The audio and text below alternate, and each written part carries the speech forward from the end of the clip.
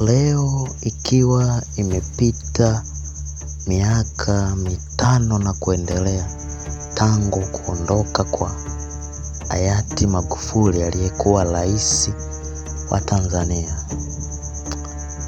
Tunaendelea kufanya chambuzi mbalimbali kuanzia maisha yake, kusoma kwake hadi kuwa mwanasiasa na hadi kilichosababisha afariki dunia.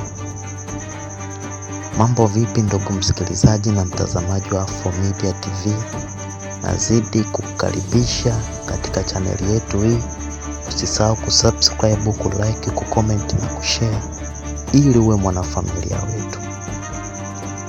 Kila siku tunasema asante kwa kuwa nasi na endelea kututazama kwa habari za uhakika na chambuzi zilizoshiba. Hapa ni moja kati ya kumbukizi ya hayati Magufuli. Alikuwa anahutubia mbele ya wananchi na viongozi mbalimbali.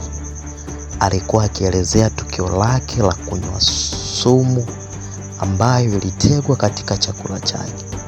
Na si mara ya kwanza kupewa sumu hii. Tunakumbuka kwamba alishaelezea tangu alivyokuwa katika kitengo cha waziri wa ujenzi.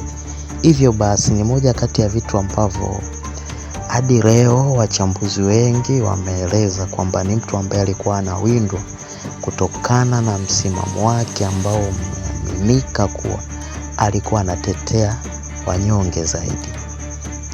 Hivyo basi maisha ya kutetea wanyonge ndio moja kati ya sababu ambayo ilisababisha kifo cha hayati Magufuli. Usisahau kusubscribe, kucomment, kulike na kushare ili uwe mwanafamilia wetu wa Afromedia TV. Asante kwa kuwa nasi na kwaheri.